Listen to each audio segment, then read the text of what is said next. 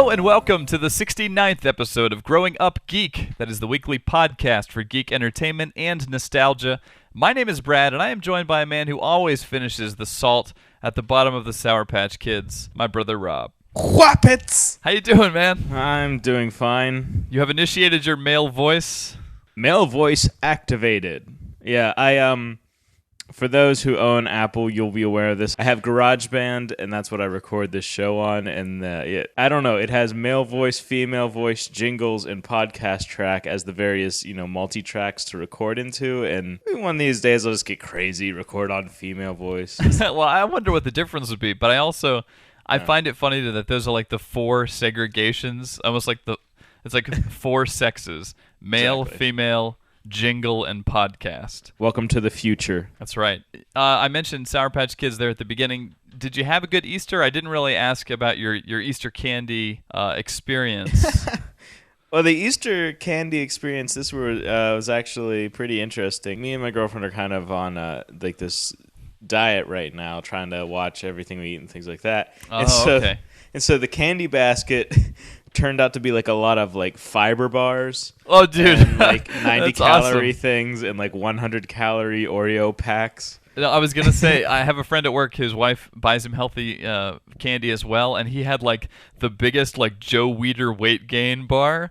And I was like, that is awesome. I was like, she just needs to give you like a big bucket of dust, like the Joe Weider powder, Yeah. It's like apparently you need to pound your pecs over the holidays. Although I've always eyed those cookie dough bars that they have. They're like weight gain plus, and I'm like, clearly it is. Well, no, he gave me a taste of it, and it was really good. I mean, cool. They're designed to make you fat. I mean, in the good way. Yeah.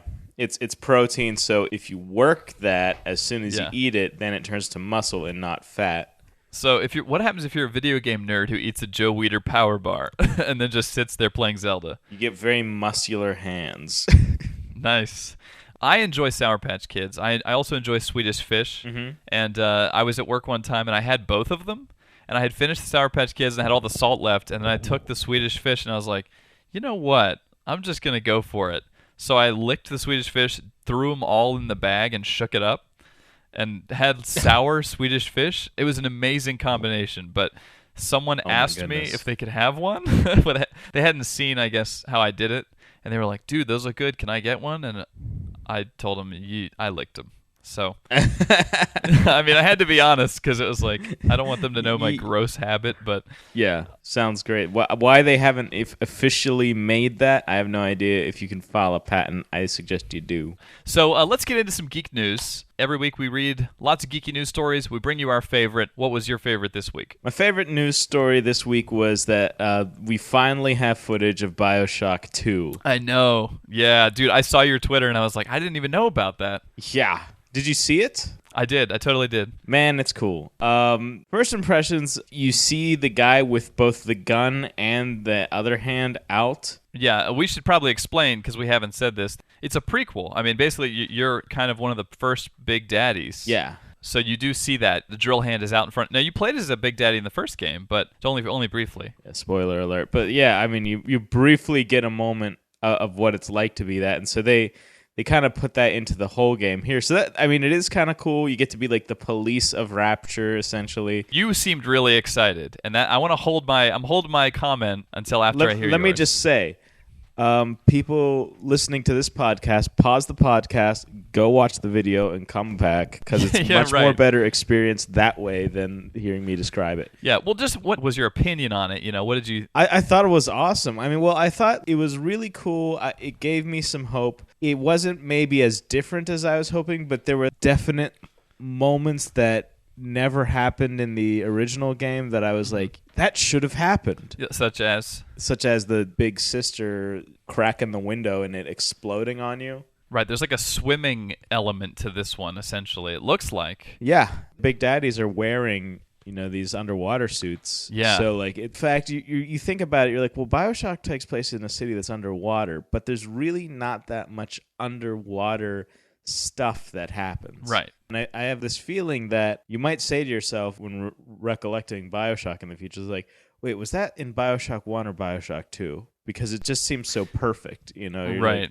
So anyway, yeah, that's my impressions. It seems still like just a complimentary game, but it's cool. What were your thoughts? Well, no, that's kind of where I'm coming from. It feels kind of like an expansion, You see the same run-down Rapture, and when I had heard a prequel, I thought, oh, no way, we'll get to see Rapture at its, original finest point. But then again, maybe that's not interesting. Like, who do you fight if Rapture is totally a utopia, Yeah. So I think they're kind of doing what they have to do. At the same time, I was hoping for something different, but I agree with you that the underwater stuff is, while not radically different, it's cool, and I'm looking forward to playing that. If you've ever seen, there's a great underwater sequence in Crisis that just has all this plankton floating in the water, and you get that totally in here. Like, there's all the bubbles floating around you. Loved that. Loved that. Thought that looked great. So I'm still nervous, but I can tell that you're excited. It seemed like this was the thing that pushed you over the edge. At least so far. I mean, like, seeing footage and having it not suck is a good thing. Well, that's true. And, I mean, from this team, how could it? Right. But at this stage in development even, that it's looking sharp and in a way kind of fresh, Yeah. So they're going for a holiday release, I think, for this, right? It shouldn't be too long before we start seeing probably full-blown trailers and things. Don't know. But at E3 we'll probably see more. Yeah. So that was Bioshock 2, pretty cool. My favorite news story this week was the trailer for the new Mike Judge film, which is called Extract. Have you seen this? No. Okay, so you take all the comedies, basically all the film comedies that have been made. For my money, one of the best is Office Space. Definitely. But and that was made by Mike Judge. He also created Beavis and Butthead and the sort of famously mishandled Idiocracy. Oh, yeah. And if people haven't seen that, that's also worth a look. So this is his new film, and it stars Jason Bateman as a guy that works at a extract plant, I guess. They apparently make like walnut extract. And you see, so it's very kind of corporate situation. You see a guy get hit in the crotch with like a piece of equipment that blows off. The factory has a run of bad luck, and all kind of craziness ensues. There's some really good cast in here. Especially funny to me was Ben Affleck with shaggy hippie hair, sort of making fun of himself. I don't know. I like seeing actors that normally take themselves seriously in humor roles. There's a great line in there where the guy that gets hit in the crotch apparently has all you see is Jason Bateman saying, "Yeah, they were able to reattach one of them. It just shows you how fragile we all are. We're all just hanging there." Something like that. Yeah, I know. But it looks good. It's coming out Labor Day. Check that trailer out. I think I will. I definitely like all those actors and anything Jason Bateman's in. I guess like somebody once said, that Arrested Development was the best comedy on television. And I know you can get nostalgic about a lot of stuff, but in recent history, I actually think that's not too much of a stretch. Yeah, and they're still promising that movie's going to be coming out. By the way, did you know Ron Howard is the narrator in that show? I did. Yeah, I thought that was great. I only recently found that out, and it's like, oh man, that's Ron Howard. Hope himself. So with news out of the way, let's move on to our main topic of discussion, which this week is very Vin Diesel-y. We are talking about the Chronicles of Riddick, Assault on Dark Athena, which is basically the equivalent of a video game BOGO. Oh. If anyone knows what that is, you buy one, you get one free. It includes both Escape from Butcher Bay, which was a 2004 Xbox game, and it includes Assault on Dark Athena, which is new content set in the world of Riddick. That is the Vin Diesel franchise that started with the horror sci-fi film Pitch Black and has ballooned out into something way bigger than I guess anyone thought originally. You had Chronicles of Riddick, the film. The anime, Dark Fury. Yeah, and Escape from Butcher Bay, arguably one of the very few movie games that was better than the movie that it was based on. I know you played it, and you were a huge fan. Very big fan. I loved it, and it made me want to go see the movie, which was shows you how much more effective a promotional tool it is when it's actually a good game. I know, yeah, and I have never played it, and now I had a chance to play that. You actually only were able to play the demo for Assault on Dark Athena. So we're going to bring you our thoughts. Real quick, I want to say about the gameplay, which revolves around the dark. Yeah. Riddick, basically, if you watch the films, he can see in the dark. If anyone remembers the old PC game Thief, You would hide in shadows. That is what this game is all about. You use the darkness to your advantage. So I'm going to turn to you. What did you think of the demo for Assault on Dark Athena? Actually, I was less impressed than I thought I was going to be. Maybe it's just a lousy demo. Because it is admittedly very short. Yeah. You have 4 or 5 actual rooms that you can go in. Right. Well, they show off some of the mechanics of the drones. Why don't you talk about that just real quick? Well, yeah, the drone mechanic was definitely a cool idea. Like, all of a sudden, it's like, enter this drone pod. I'm like, okay. I go in this, and all of a sudden, I'm controlling another human walking around with a gun. Right. And just can fight off guys, and I don't care if I get killed because there's another drone in a pod ready to go. And like, they factor that into kind of some clever puzzle-solving mechanics and stuff like that because you have a disposable human that you're controlling. Yeah, they look kind of like the villain from Farscape. Yeah, they're sort of like wrapped in dark leather and they have very pale skin. Yeah, you kind of feel bad for drones, but yeah, so you can take control of them. So you didn't find the demo to be that great? Well, honestly, like compared to the experience I had with Butcher Bay, the demo for Dark Athena relied way too heavily on guns. Okay. I had to play it a second time and literally like make the decision to hide in the dark, right, to rely on melee weapons. Granted, guns do a lot of damage, and so there's still a lot of weight to each encounter in the game. But it really didn't feel like the sort of problem-solving that Butcher Bay had, where you had to wait for the right moment, you had to set up the right kind of scenario to take a guy down. Yeah. There was a moment whenever I saw these guys, and I'm like, oh, if I could only just get the drop on them somehow. Because in Butcher Bay, I remember dangling above a guy and just dropping down and being able to take him out that way. Yeah. But in the end, like, it didn't matter because I could just pick up a gun and blaze through everything, right. And that kind of made it a little too much like a regular first-person shooter to stand out. Because that was the strength of Butcher Bay. It was a first-person stabber, they kind of coined that term. Yeah, it reminded me of Condemned. Yeah. A lot. And I would say that this is sort of the rougher, earlier version of Condemned, but like fists out in front of you, punching and knifing. I mean, much worse than Condemned in a way because you've got all these like shivs and knives and... Yeah, I mean, it's definitely brutal feeling, the things they do in this game graphically with depth of field and thing, like all of the check boxes are on here, it's like motion blur, weird camera, just throw it all in there. It may be in fact too much, but it gives this game this really distinct look. A lot of it is very sort of walleye vision, especially when he sees in the dark. Yeah, the eye shine, which is how it looked in Pitch Black too, if I remember.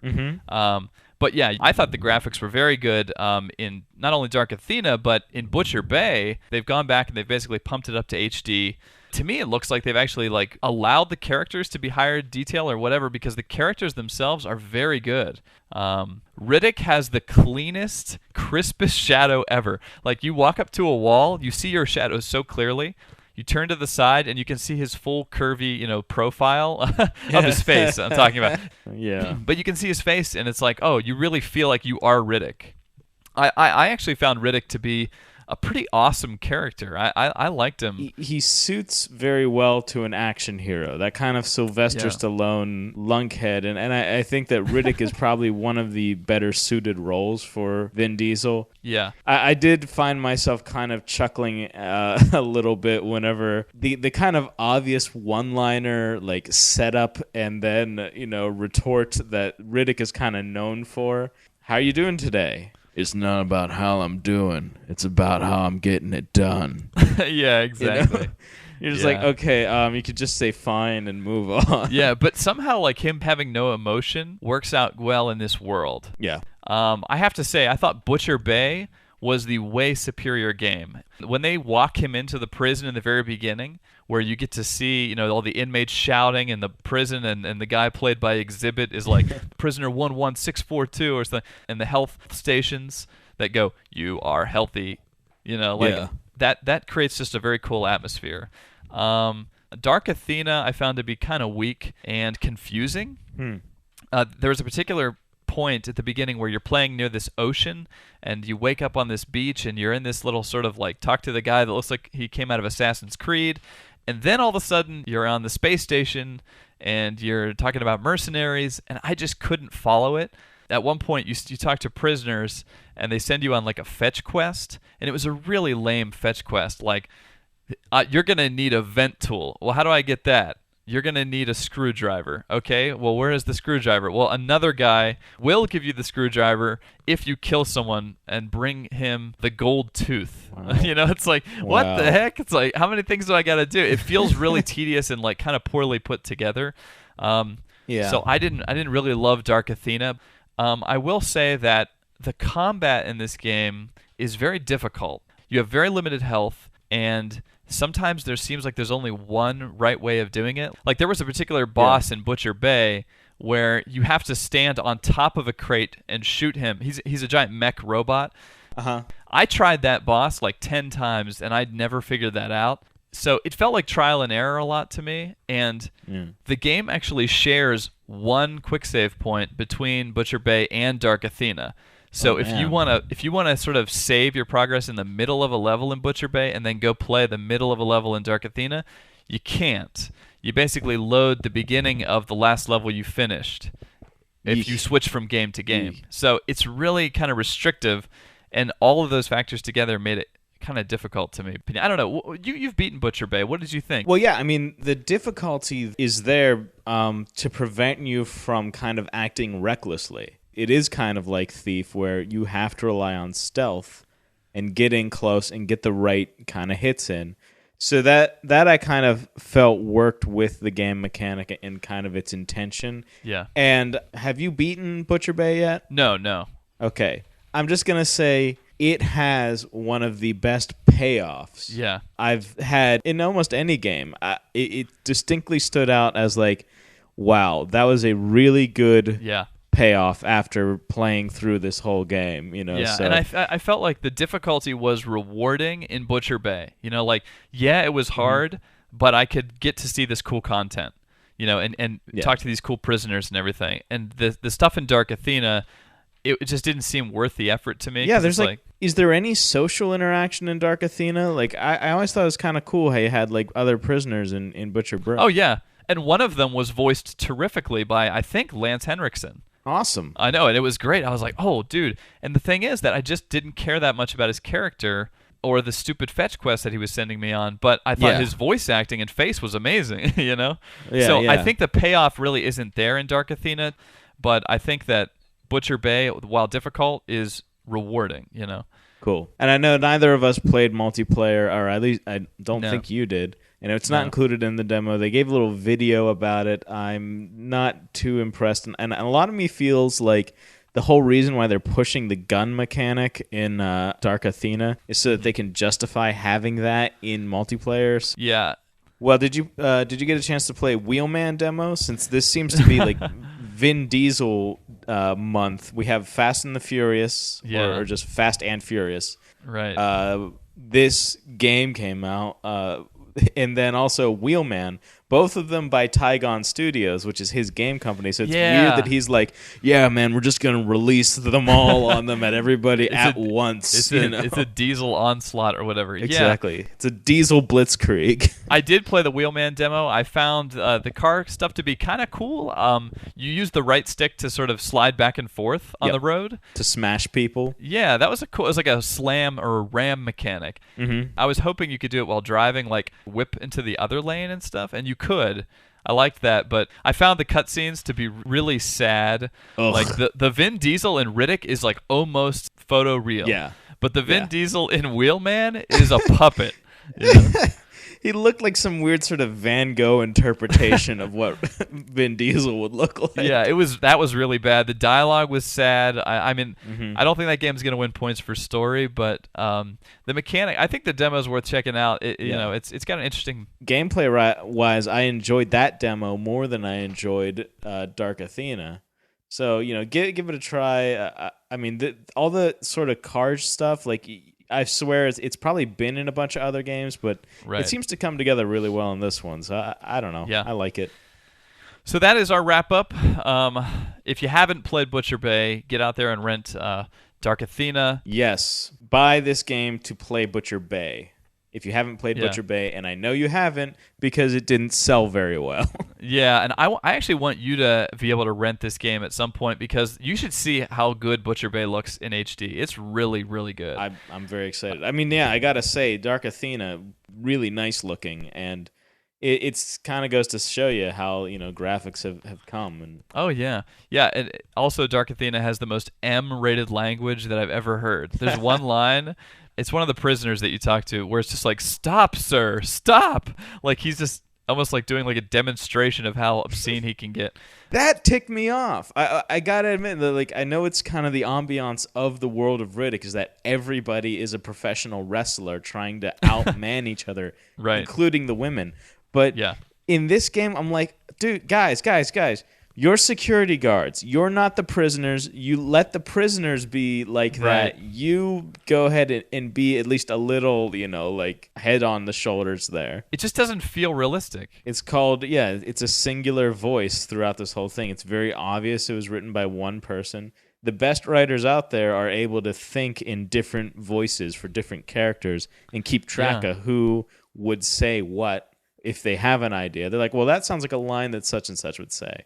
Like Joss Whedon is really good at doing that kind of stuff. If I could give a quick shout out to a movie that I think expertly does that in recent memory is Rachel Getting Married. Have you seen that? No. It's with Anne Hathaway. She was like nominated for her Academy Award. Yeah. It feels like instead of coming out of one writer, they're like all actual people. Yeah. You know? It was really good. I highly recommend that movie. But Cool. anyway, that's neither here nor there. So Vin Diesel owns all this month, and if you could get a taste of Butcher Bay, I think it's worth it. We've said that. So moving on, we're going to wrap up our show here. But before we do, we like to get a little nostalgic each week, reminisce about growing up geek. And this week, something that I've been thinking about a lot has been pronunciation. When we were kids, we talked about this last week. There was only word of mouth. You didn't really know how things were pronounced. And, you would run into a kid that pronounced some video game character that you always knew as, Ninja Gaiden or whatever. Yeah, exactly. And then he would say Ninja Gaiden. Or you'd be like, wait a minute, what? I'm going to quiz you on how you think that some of these things are said. Okay. And we'll see. And these are the supposed answers from the people who made them. I realize different countries have different pronunciations. This is just the people who made the product telling you what it should sound like. The closest thing to canon you can get. Exactly. So we'll start off with, how do you say the name of the character in Tomb Raider? Lara Croft. Right. Crystal Dynamics says that it's Lara Croft, actually, like L-A-H. Well, that makes sense with the dash. spelling, I guess. But Yeah, yeah, it's like Lara. Yeah, and if you notice in the game, they say Lara all the time. all right. And so there you go. What about that famous Nintendo Ninja game? Ninja Gaiden. Correct. All right. From Itagaki's mouth himself. Ninja Gaiden. American fans call it Ninja Gaiden, and it bothers him because you just heard him all this Japanese, and he was like, "Mama Sendico, Ninja Gaiden, Ninja Gaiden." It's Ninja Gaiden. I hope Momo Syndico isn't like something really bad in a different language, just Yeah, to point that that's out. my go-to Japanese. I always, "Yo, Mama Sendico." I can't remember where it comes It's from, but yeah, it's I'm from, probably. Puzzle Fighter, I think. Oh shoot, what's the thing they say? Mite mite. Amber had a Don't Japanese, die. Yeah, I'm sure it's not "don't die," but Amber had a Japanese roommate that would say "mite mite," and it means like wait, or here or something like that. Anyway, what are Japanese comics called? Manga. It is actually manga. Manga. How about the Cyberpunk PC game from 2000? You had it. It's a stage term for God in the Machine. Oh, Deus Ex. Right, that is how most people say it. Supposedly, it is actually Deus Ex. Aha. So you're not doing so well here. Let's see if Well, we can I mean, redeem. I'm also just going with what I think most people recognize. If you want me to really, because No. if I That's know all right. the trick, I'm like, well, there's obviously going to be a flip here. I can do that. I can score well on this SAT question. Come on. And I'm kind of glad that it's not pronounced Deus Ex. Yeah. You know? Because it's But, like Deuce Gigolo. Gotta catch 'em all.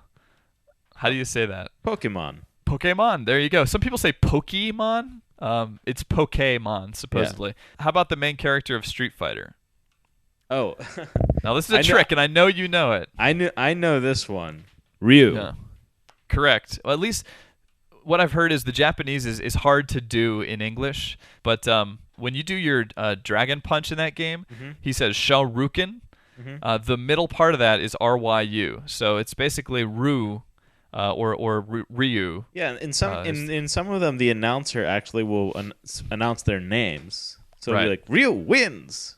Yeah. Okay, here's another Japanese one. The game where you roll up things in a ball. Katamari Damacy. That is close. The way it's said in Japanese, at least, is Katamari Damashi. Oh, Damashi. And actually, yeah, they actually sing this in the soundtrack. Katamari Damashi. Yeah. That is how it's said. And I know there are some journalists who will stick to that. Damashi. Yeah. Absolutely. This is an easy one. You know what? Let's do this one first, just because I want your opinion on this, because I don't know even what this is, but what is the big beast you fight in Gears of War called? I don't know. I don't remember. I didn't play Gears of War 2. Yeah, well, it's in Gears of War 1, but it's a Brumac. The Brumac. Okay. And here's my problem. They don't seem to know how it's pronounced, because Marcus Phoenix actually says, there's a Brumac. And then there's one point in that game, in Gears 2, where he goes, there's too many Brumacs. And it's like, what? Joe DiMaggio, get on board. Figure it out. Joe DiMaggio, by the way, is the voice of Bender. Really? Yeah, that's totally Bender as Marcus awesome. Phoenix. I know, it's freaking awesome. All right, and the last one, just for humor's sake as well, who is the captain of the Millennium Falcon? Han Solo. Or is it Han? They mostly say Han, but there's that famous part where Billy D. Williams is being choked. Lando's being choked, and he goes, "There's still time to save Han." I was being choked, and I remember we used to joke that's like, "There's still time to save Luke's hand." Yeah. Hey, I have a one for you, by the way. Yeah, go ahead. Who is the last boss of Mortal Kombat? Oh, let's see. Well, there was Goro, and then there No. was good one. Okay, trick question. Shang Tsung? That is correct. Shang Tsung. There you go. Now, I was going to say Shang Tsung. So we literally, when we first came out, we'd call this guy Tsang Tsung. Well, I thought it was Shang. Oh, is it not Shang? Shang? Shang Tsung. Yeah, but the T's threw us off because there were silent T's in his name. Yeah, Shang Tsung.